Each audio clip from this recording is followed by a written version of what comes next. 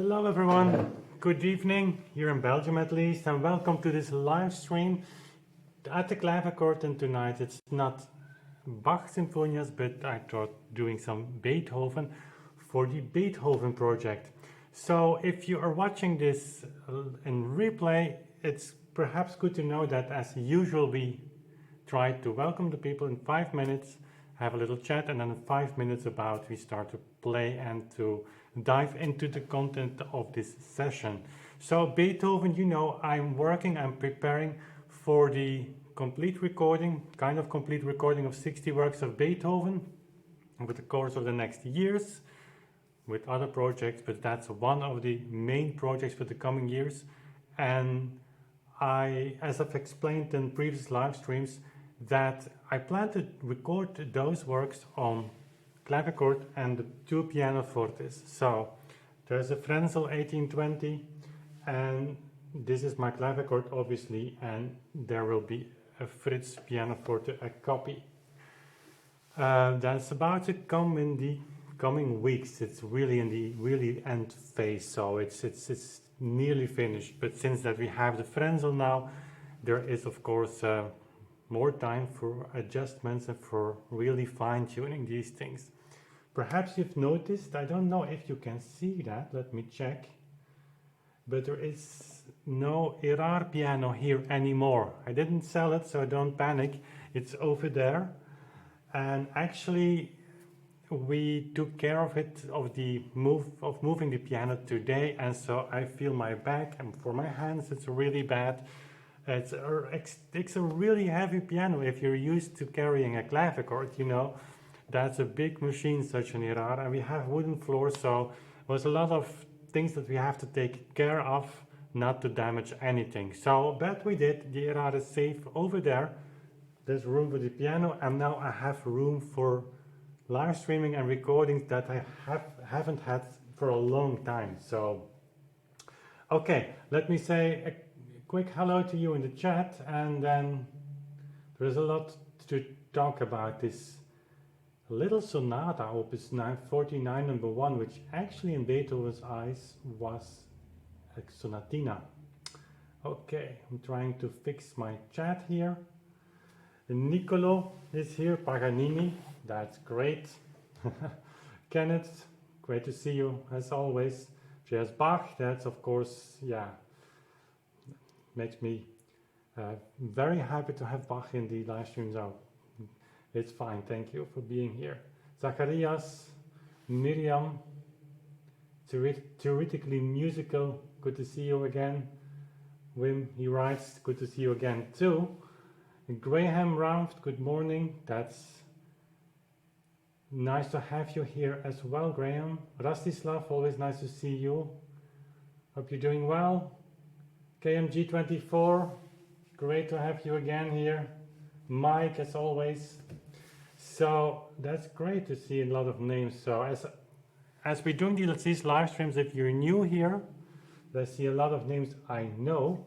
But anyway, I'm going to dive into the music, play, and sometimes the focus is more on playing, sometimes the focus is more on expressing my ideas and my thoughts, because I'm going through this music live with you.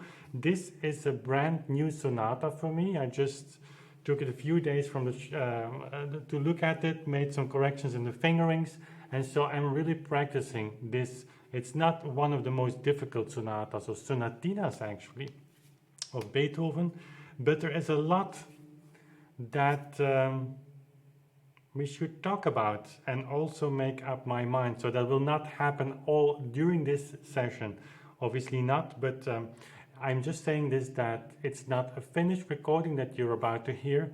It's a process of really trying to mold this piece into something that I think is worth of sharing with you here on YouTube and later on by recording. So this piece is published later, I believe, but it's originally composed, and I'm just talking from memory now, because here this edition, I'm just playing from the Schenker edition. People sometimes ask, why don't you play from a manuscript? Well, manuscript, that's not so easy with Beethoven, the first prints. it's just easy to read, and if there are notes to correct, or I think are to correct, I just correct them here. If I happen to have one of the early editions myself, so to play for print editions, then I can take that if that has good fingerings, but I don't like to play from copies or from prints, you know, I like to page turn. So, but I think these sonatas or sonatines are written in the 18th century, 1795. If I'm not mistaken, I was looking for my overview, but I didn't find it. So it's somewhere. I take it everywhere. So I've made an overview of all the 60 works, divided into 21 CDs in seven boxes of 3 CDs. And this is part of the first one. So we'll go with the F minor sonata, the first sonata of Beethoven. We're doing that Monday at the Frenzel again. So practicing it as a whole. And then you have variations in C major, which go on the clavichord, and the 2 sonatines, opus 49, number 1 and 2 will go also on the clavichord. So that's the very first CD program, so to say. Okay, just a quick hello and then we start with the Beethoven. Craig, greetings from Wiltshire. Okay, great to have you. The Ali Bean is here. And Emmy is here. So Tom is here. Nice to have you here, Tom, as all the others. And Andy is here, and I think John will join us. John is also a moderator, John Citron, and then Anya, in case you wouldn't know, she's moderating the chat. That's my wife, so better take care of what you're saying. No, just kidding. Chandler Dorian, hope you pronounce your name correct. Okay, there we go. So again, what shall we do? Just talk a little bit or just play? Let me just give you a first version of this piece. It's not too long. Well, first movement. We can go to the rondo as well later. Just this. When I played this week, I know that music, but not too well. You know, I don't listen to the Beethoven sonatas that are on. That are available on YouTube or on recording. For obvious reasons, I would say you will not find one that is a version in a tempo that I think is what I would do, so it's hard to listen to that. So this is a piece I know and I don't know, you know. And I started to play, and I was playing a few lines, and I said, well, that's feels rather strange for an allegro. It started like this. I say it's allegro, but it doesn't feel right. And then I saw that Beethoven indicated this piece with andante, which is of course very different. Andante relationship with allegro, well, you cannot say it like that, but it's about 1 to 2 for similar notations. And so I slowed down, which was very refreshing, and then I looked at the metronome numbers, but that's for later. There is a lot to say about that. Okay, there we go.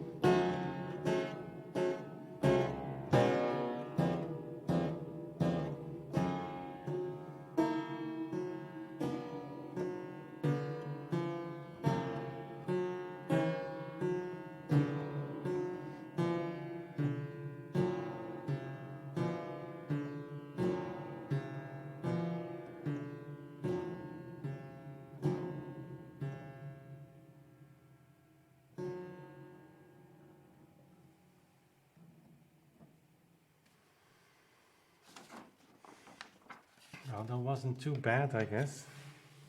Nice atmosphere, and if you play music by Beethoven like this work, like this sonata, sonatina, well, whatever.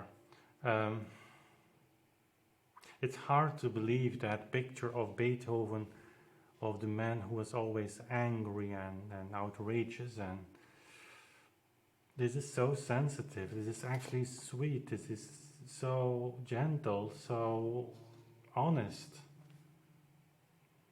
Has a huge Mozart quality here. I mean, I don't mean it in a way that Beethoven composed like Mozart, but I mean that this piece has really this unique aspect that Mozart sometimes has, which is very rare. That with few notes you create a kind of universe actually, and it's happening here too. And the andante tempo, by which you actually, contrary to an allegro tempo where you go, how to explain this, an andante tempo is much more serious, it's more down to the earth, it's just walking, but it's literally walking, but the character is serious.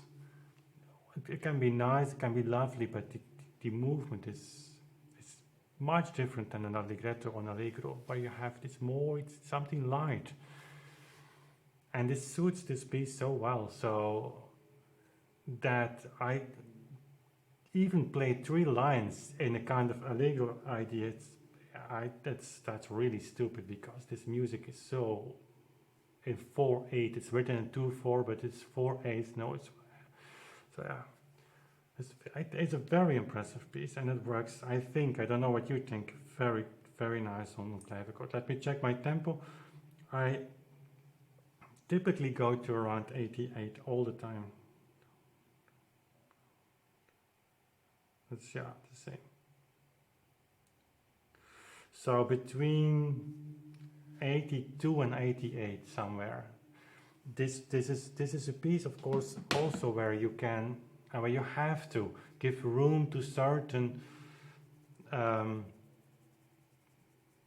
what do you call that? Certain moments of expression. So timing is really essential. Give room also to some contrast to make. For instance, here.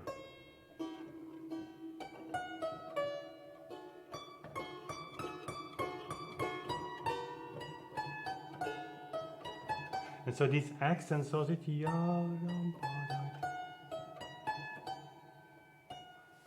are in a way essential, I think.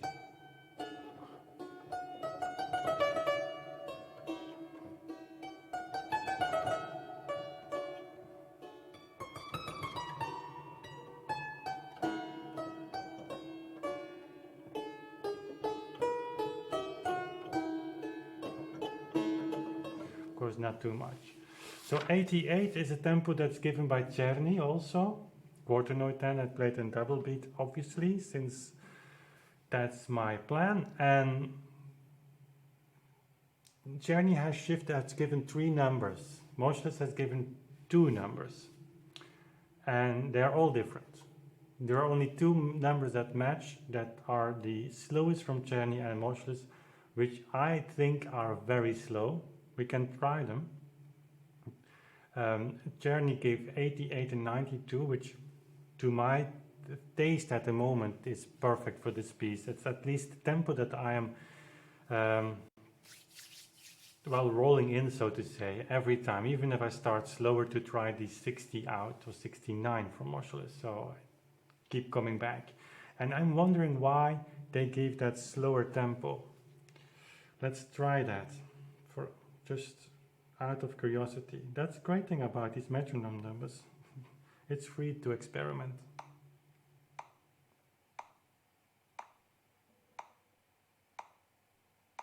That's 60.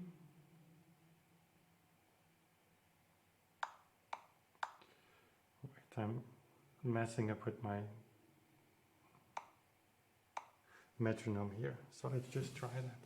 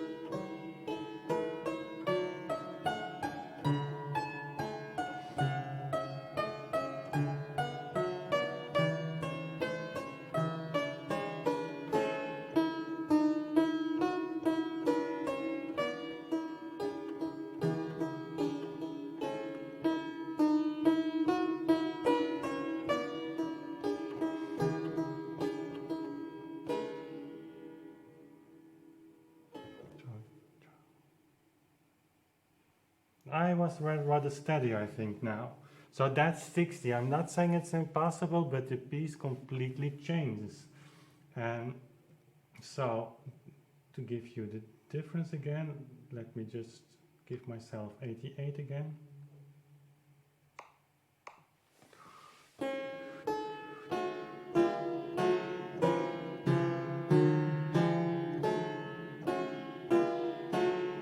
The strange thing is, at least that's my experience always when I try the slowest tempi, and I try really to make something out of that, that if I return to what was previously my tempo, that I suddenly feel it's too fast, and that's strange. So things are messing up then, but that's great because then you get new insights. And so when you have 60 as a tempo, of course you're zooming in much more. Every detail becomes much bigger, and one of the traps if you want to play slow, also the adagios that are under discussion, if they are possible and double beat, sometimes it's even not that slow, but sometimes really you have a passage where you say, well, this is with 8 notes perhaps counting in 16th notes, then it can be slow, but the trap is then to try overcome that, so to go to the next note and to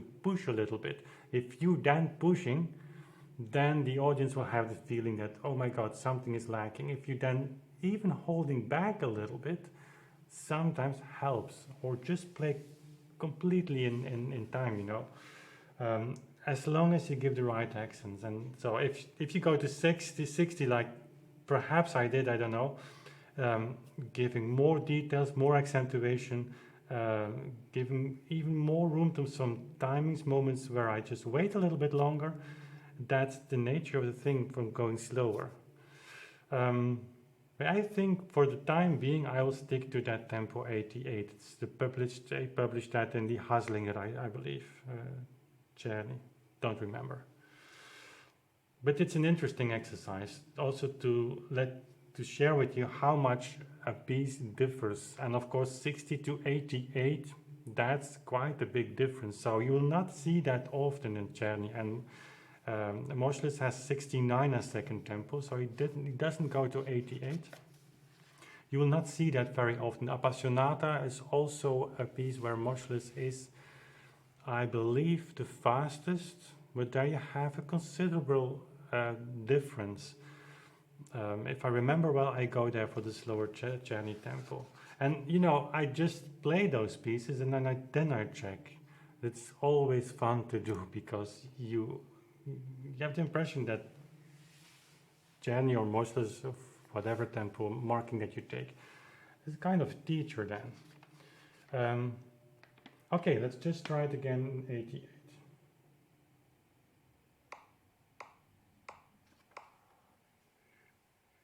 Once you have that feeling, before I start, that you found a movement or a tempo, regardless of metronome numbers, whatever, but where you find a certain balance. And for me, I can tell when you play that the music starts to flow on itself, that you don't have to keep an eye on the tempo. You know, it's hard to explain, that you come into this stream where things seems to be out of time. That's difficult to say actually. But everything is a unity, is a balance. It's perpetuum mobile, that kind of feeling. I sometimes take my metronome to measure my tempo, and it's good to go back to that tempo sometimes. Sometimes it doesn't work at all, so some bad advice for you now. But it's important because in a way you have found a spot where, a sweet spot, so to say, of your performance, where things, the basic things, which is movement, is there. And once you're there, the rest are details. Okay, there we go.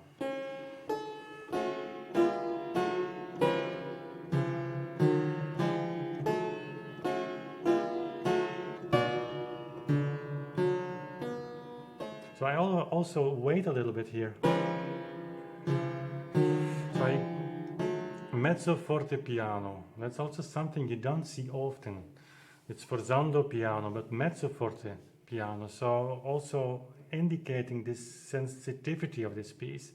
It requires a little bit time on the clavichord, on the piano in fact as well. So to give not only the dynamic difference, but also turn it into an accent, a dynamic accent. And an accent can be enhanced by just waiting a little bit longer. And that's actually indicated. If you have the score, you'll see that the first notes in the right and left hand have a bow.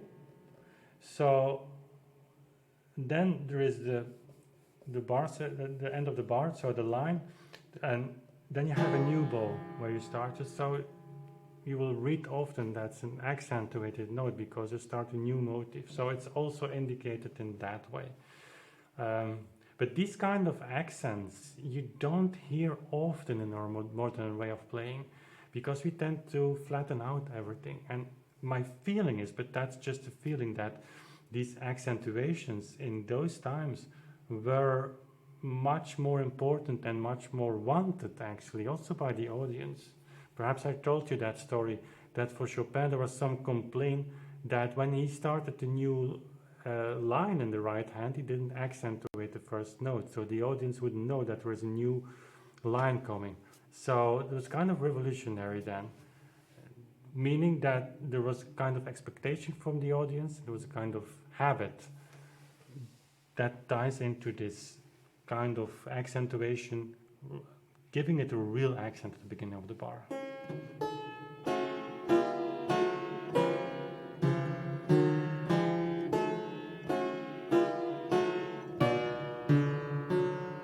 And this is difficult because you have two notes in the left hand, a third, with this beautiful line. I don't know why, but I like that so much. But then the right hand opens. Actually, the right hand goes from the G to the E flat and has this interval of a sixth, and then the left hand goes to the C. But this is a much more open chord on the clavichord, on the keyboard, would be the same on the piano, than this. It's very closed, it's open. And suddenly, that's something I haven't figured out. You have this really condensed sound. It's such a difference. It's like on an organ you would draw another stop. And I actually don't like that. I would love the Beethoven to have stayed really condensed here, or go to the E flat, but not with the G here. Of adding it. I don't know, but it's something we have to solve in the sound, because there shouldn't be that much of a difference.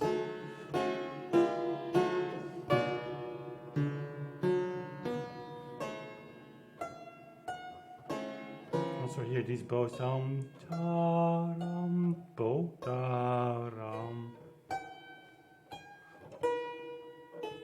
I'm exaggerating now, but that's an indicator for the piece to be counted in eighth notes instead of quarter notes.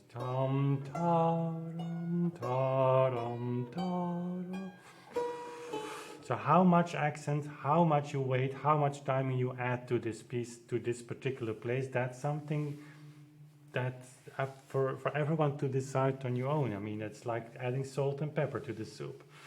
Some will like it more salty, some will like it with a little bit more pepper, you know. But it's indicated by Beethoven that you have to stress this F sharp and then these actually counter accentuating the normal bar structure.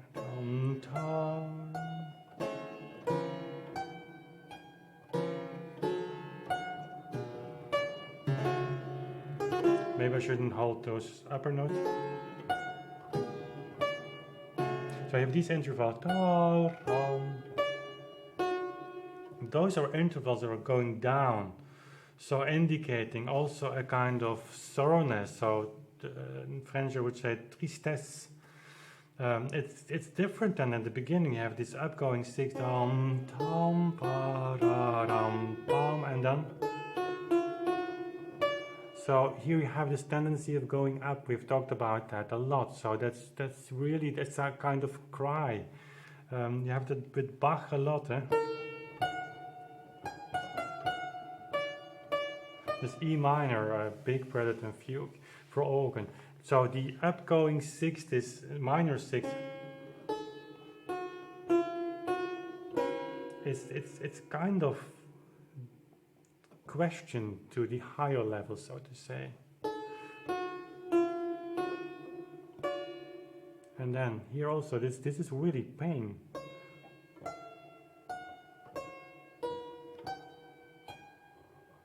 And that the highest note is now the A, and then he starts to come down.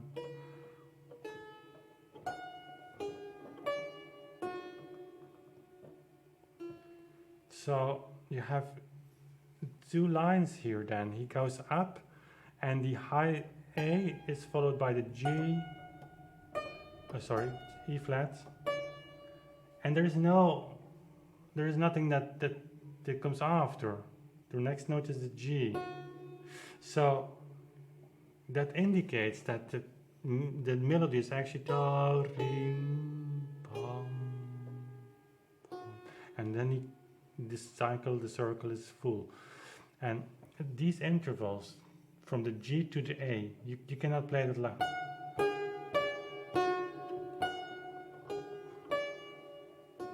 So you have to stretch these high notes as much as you can without breaking, you know.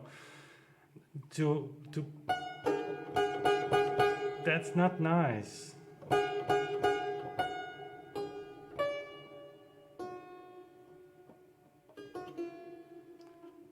And so you see every note, every bow, everything has a meaning. Imagine we would play this double as fast. I even don't know what.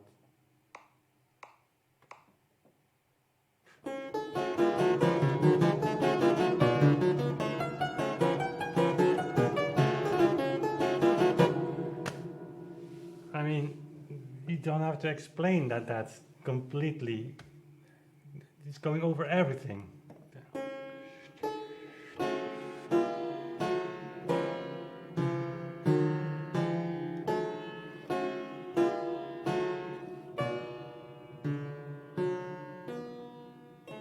Also you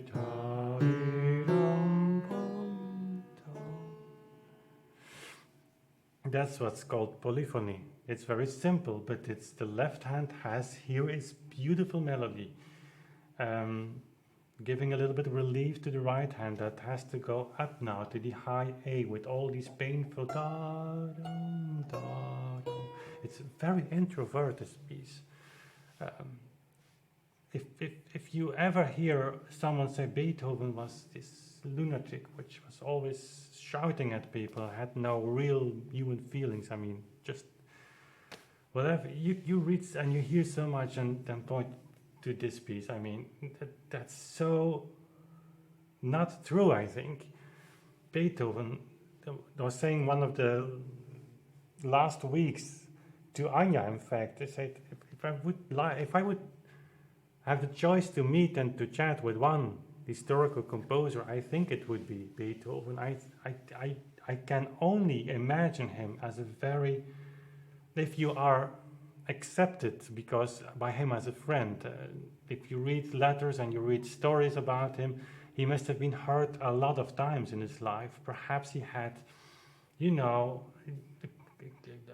kind of autism, I don't know, but like Mozart perhaps also. I mean, we all have that, but it's not in a negative sense. It's like a little bit being enclosed in yourself. And so in that time, imagine that. I mean, being not so, that's how I project Beethoven in my mind, being not so, very good in communicating, in really making clear what you think, and certainly in that time I don't think it was expected from the upper class that you would do that as just being a composer, I mean. But that he was hurt and a lot of times, and so as a reaction of that sometimes really blew things up. But if you would be accepted by him in his inner circle, I really think he was a very enjoyable man, and certainly with a lot of humor. cannot imagine Beethoven in my mind. I cannot envision him as a very serious, always serious person. He must have been a good joke teller. I don't know if that's good English, but and this piece with such an clear, I mean, it's going so deep here. That's a Beethoven that, if you follow these tempi, that suddenly is released from under meters of dust. That's the feeling that I have. There is a kind of purity that's coming to the surface then. Okay, let's continue. So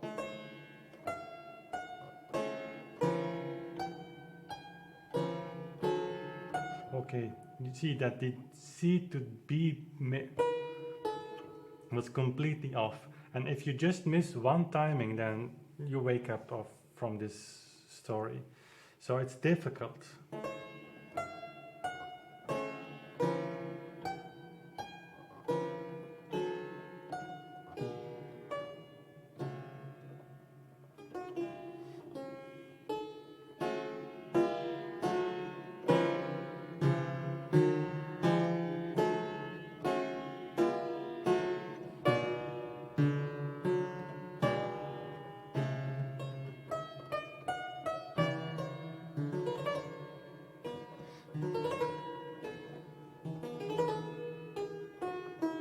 So also here you have forte piano here.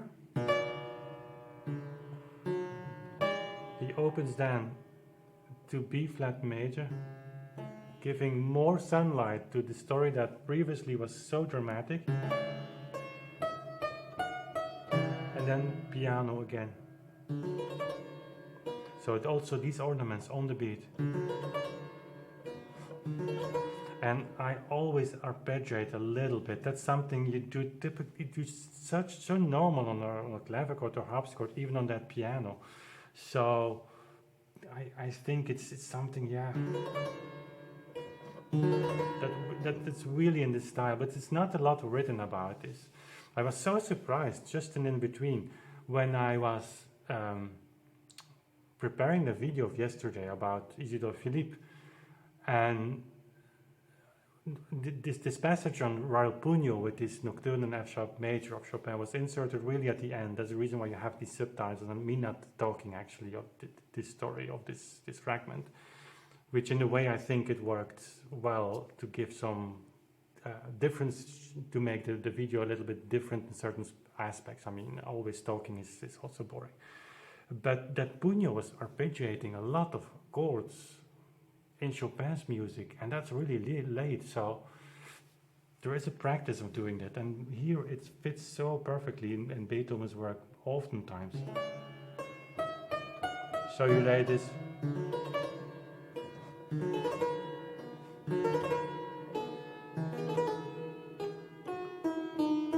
and then if nothing happened, it's sun is shining here, blue sky.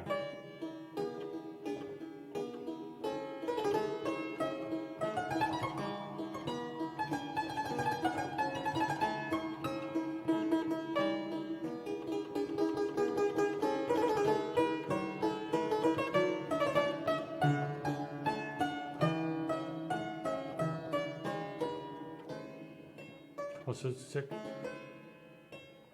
so sweet actually. And also here, beginning of the bow, a little accent, which is difficult because you have to release the last note. But the last note, you want to continue, you want to tie this note to the next one.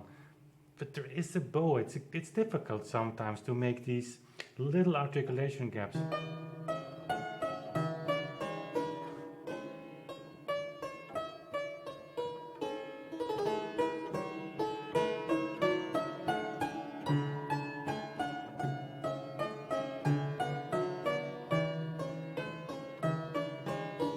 Then left hand.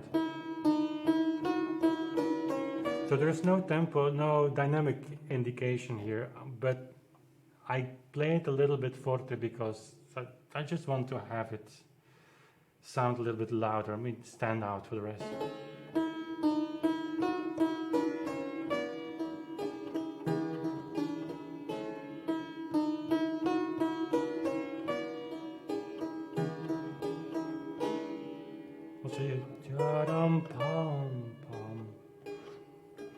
So these accents, this kind of giving, how would I say that? Making this interval really important. That's something that is one of the differences, I think, between an andante and an allegro.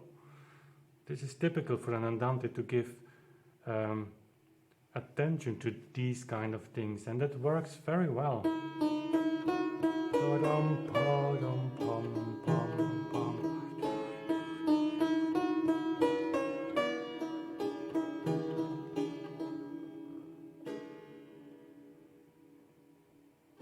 Today we would say this is an adagio, but that's a thing that we play on adagios in original andante tempo, so we actually speed up a little bit and not a little bit. Let me check my tempo because I have the impression that we're going towards the modulus 69 now.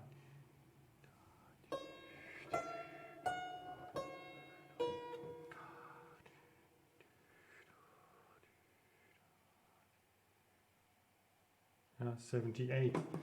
So that needs to settle, and then just continue with this trill. I don't know within what the Germans say, Nachschlag or not. So oh, you played. Oh.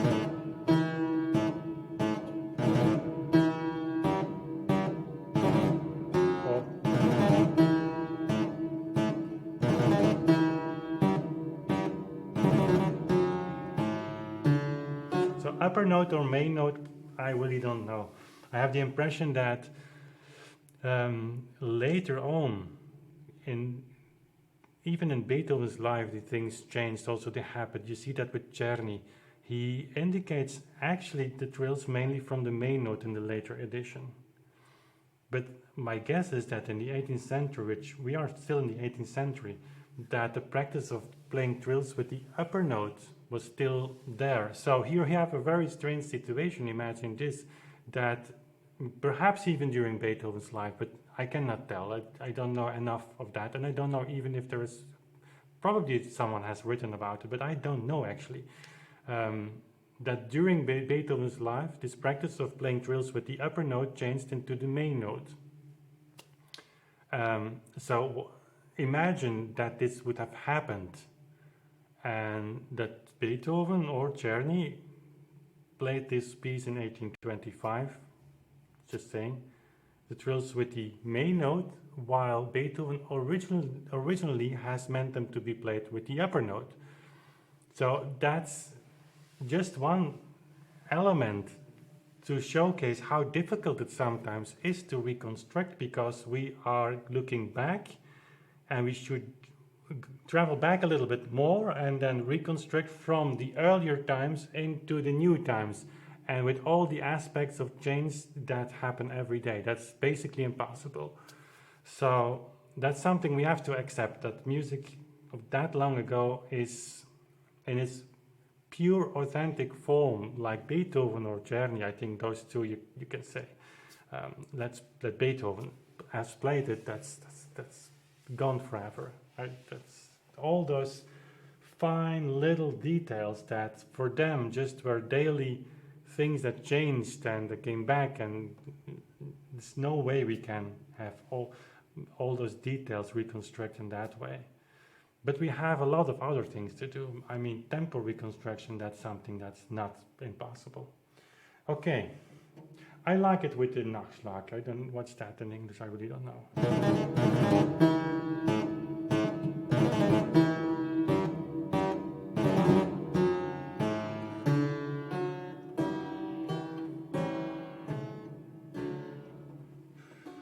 Okay, there we have the right hand.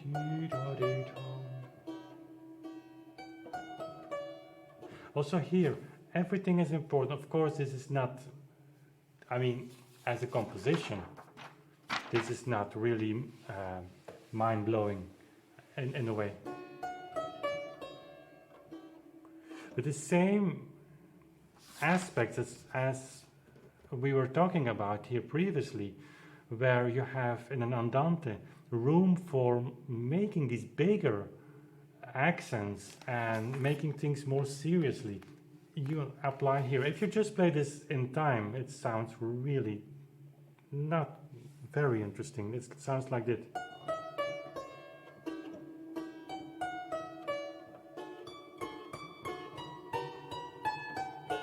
But if you just add a little bit of salt and pepper,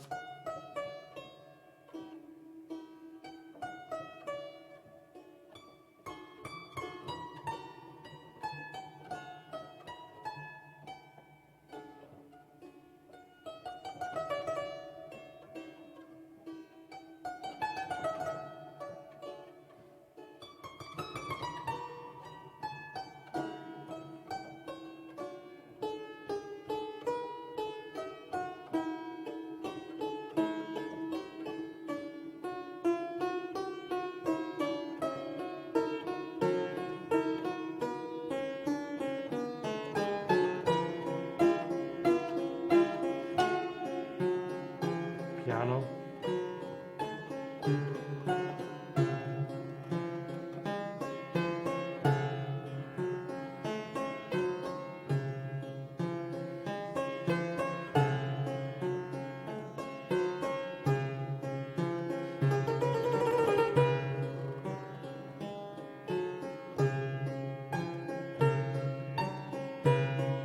Also here these octaves, tam, tam, as if it hurts to go that high up. So don't play that.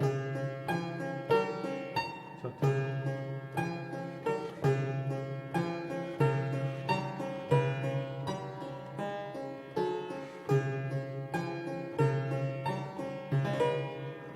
climbing up, and he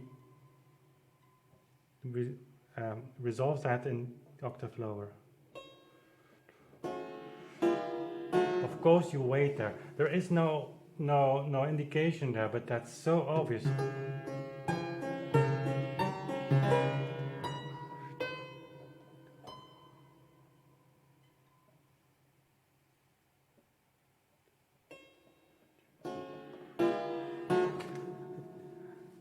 And how long do you wait? That's sometimes people ask me that, yeah, timing is okay, but how long? That's hard to say. But if you remember, I speak a lot about circles, and sometimes people also ask you conducting sometimes with your hands. I see that on video, but I don't know that all the time. Also here, why you're doing that? Well, I'm doing that, I think, because if you conduct, you have this circle movement, and that helps you, at least me in a way, to really feel where this tension is going, and then you can just bring it to the beginning point. It's hard to explain also these things. They are so, but you should try that. Once you are in this movement, and I can demonstrate, you can stretch this tension really a long time without breaking if you just have yourself this feeling of coming back to where you should be. So let's try.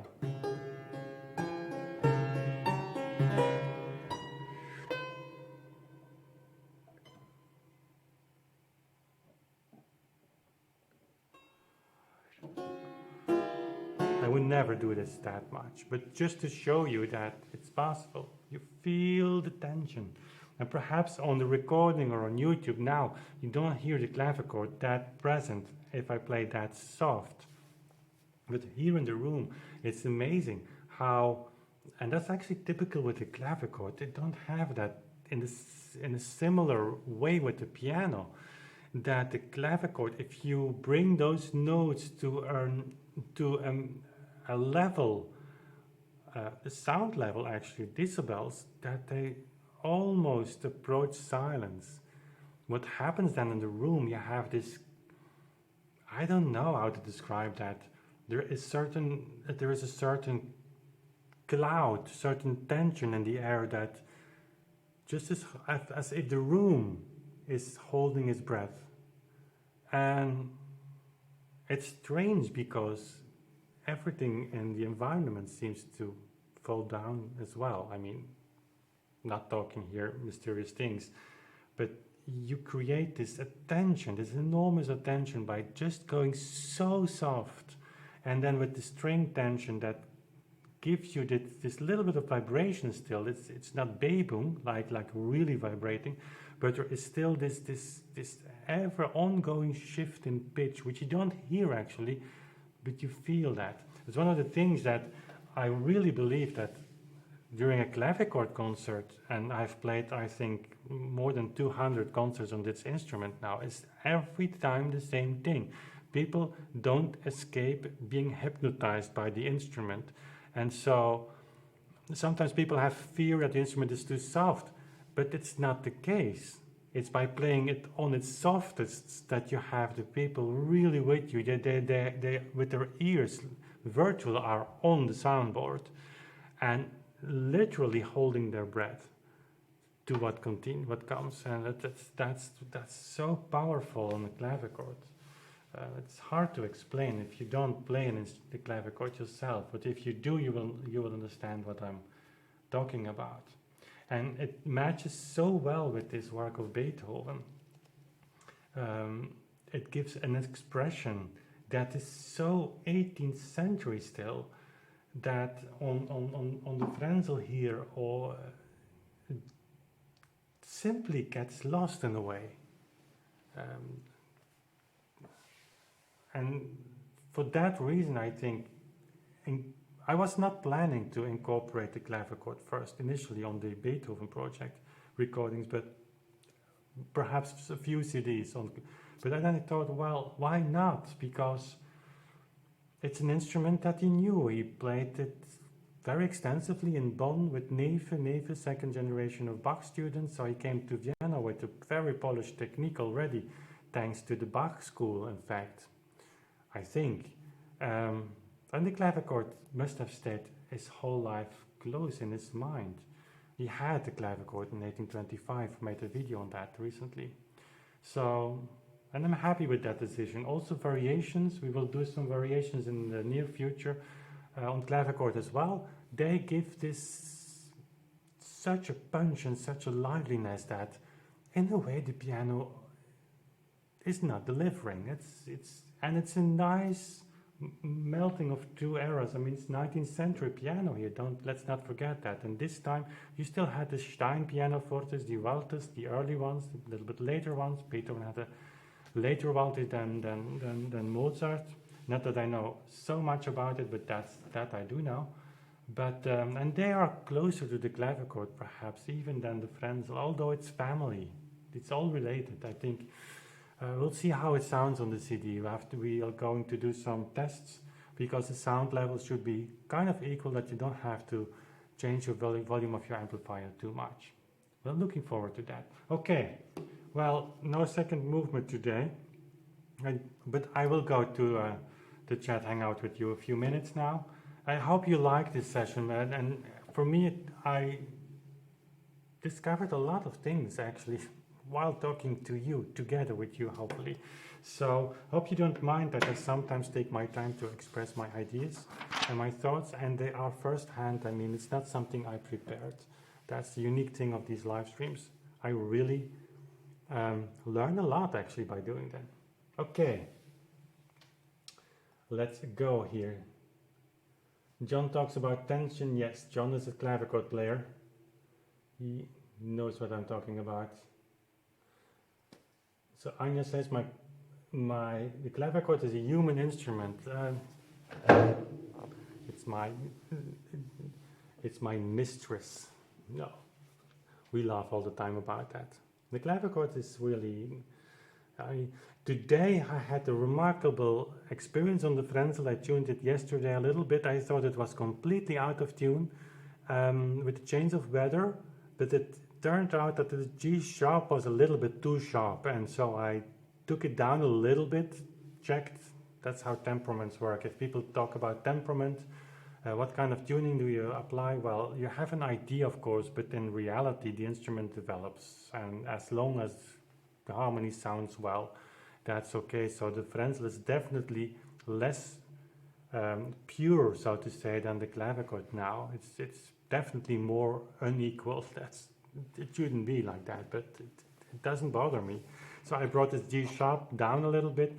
I went through the upper octave, which is always difficult because there you have a string tension that's much less than the clavichord. So the, the, the you touch a really minimum on the tuning pin, and even taking the tuning pin out leaves room for the string to change, which is really annoying if you have 3 strings. That's an invention I wish they would have never made. I mean, this is 2 strings, it's so much easier.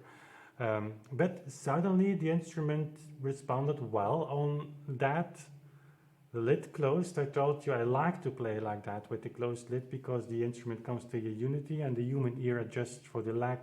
Well, it's not a lag, but the upper tones are from the higher, from the treble range are a little bit less than when you open the lid, but I think that's a quality for that piano. And today I had really a nice experience with the Frenzel. Like, it was almost like playing on a clavichord with this kind of similar tools of expression. It was nice. I don't know how this develops.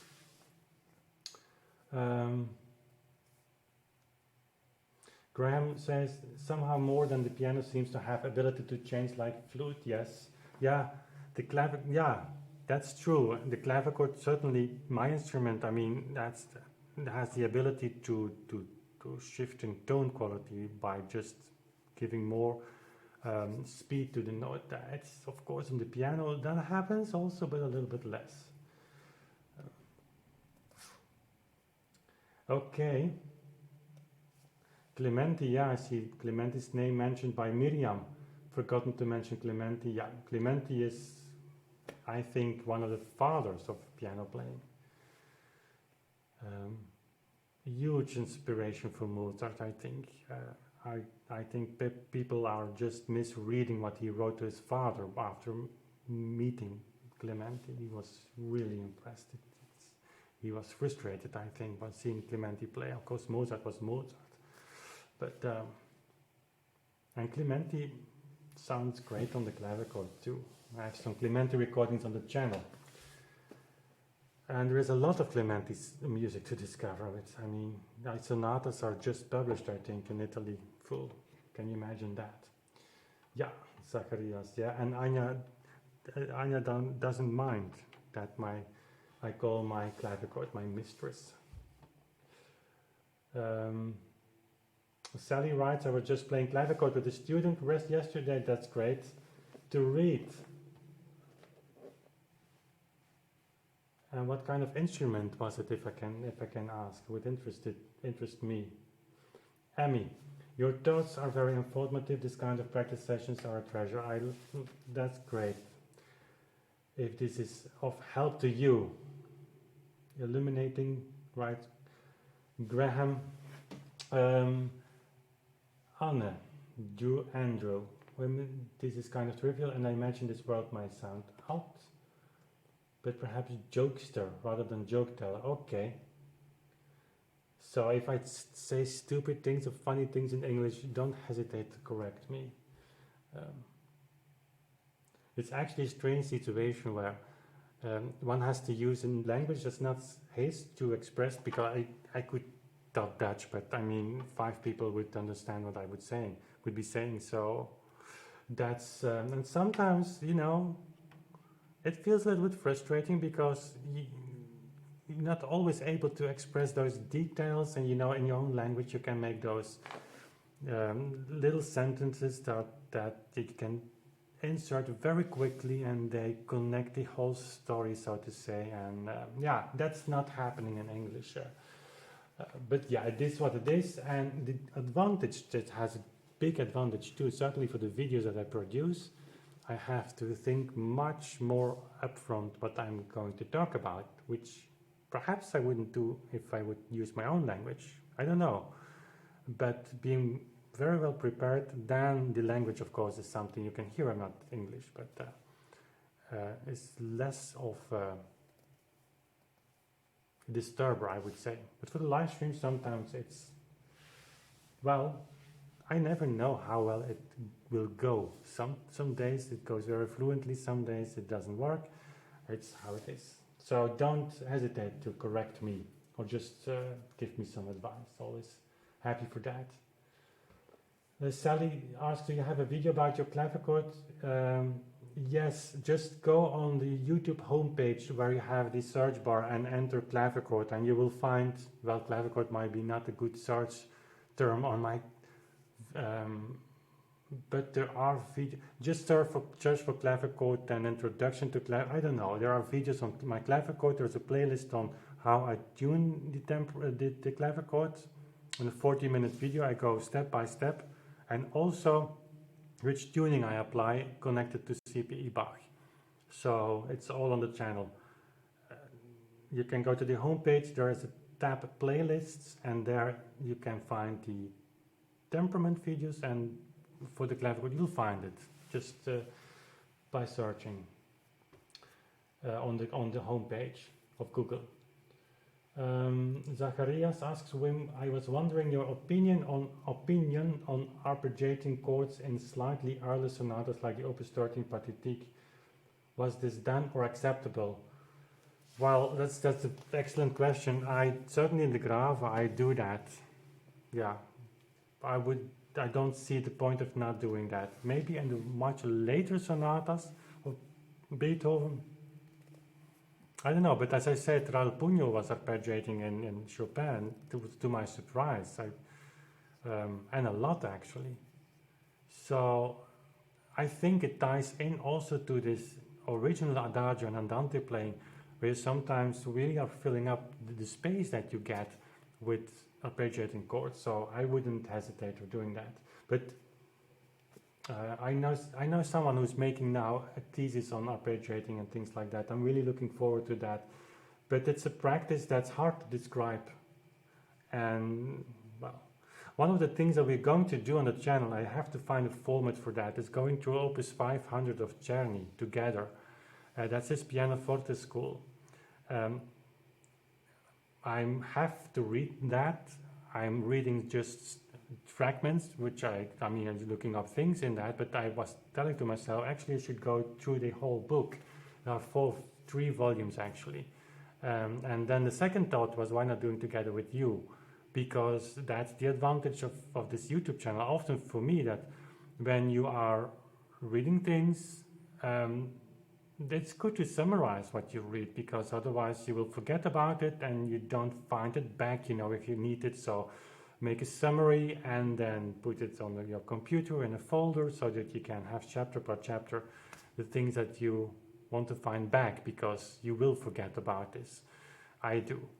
And so there's only one little step further, this turning the summary into a little script and then share it with you by recording that. So, and I hope, I don't know if Czerny is writing about this. We're looking forward to that actually. I started a few years ago, J.S.Bach in Pieces, which was a series that I enjoyed making, but I stopped making them because they tend to be, at the time, a little bit, well, not too technical they didn't get a lot of views, but they took me a lot of work, but I enjoyed really making them. I still want to finish that, but now the focus is on Beethoven, so I think of repeating that with Czerny, but still thinking of the format. So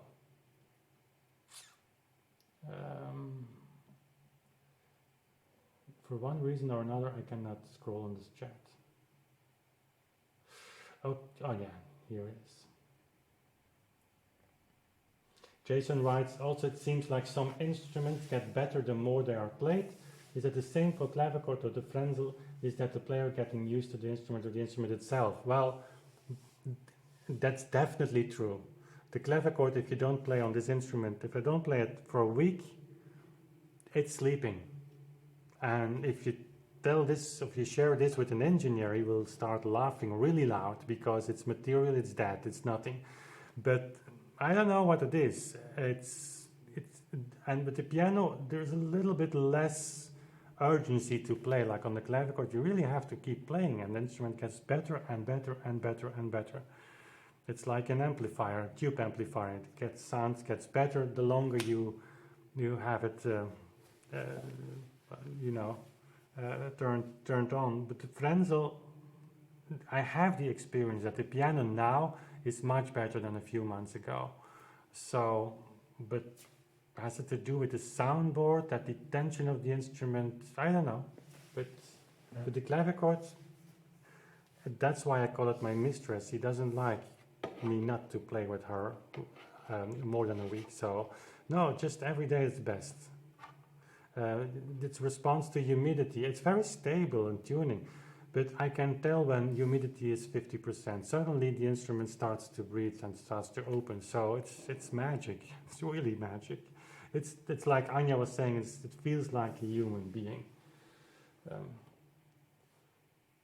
Thank you. Jason says, nice video yesterday, by the way. I appreciate that. As I said in the last Patreon call, I felt guilty by spending, I think, 10 hours on editing. But I felt in a way, I prepared the script. I started with the Isidore Philippe series 2 or 3 months ago.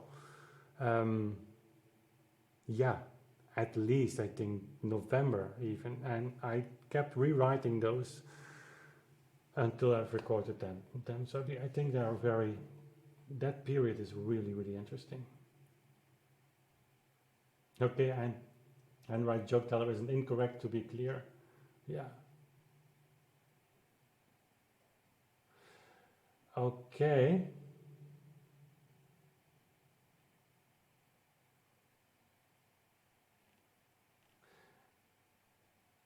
Okay, guys. It's 9:40 here in Belgium, so it's time to close. I hope you enjoyed this session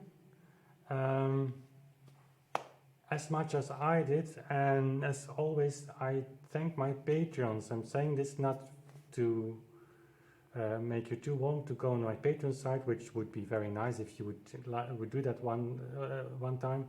But they make this possible by supporting me not only financially, but by it's the backbone of everything we do today. And so I appreciate if you just would have one moment and just go to the Patreon page. $1 a month can make a huge difference.